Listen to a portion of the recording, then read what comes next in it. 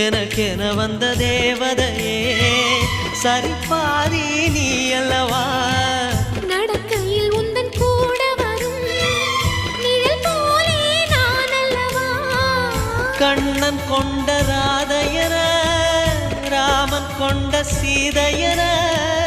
மடி சேர்ந்த பூரதமே மனதில் வீசும் மாருதமே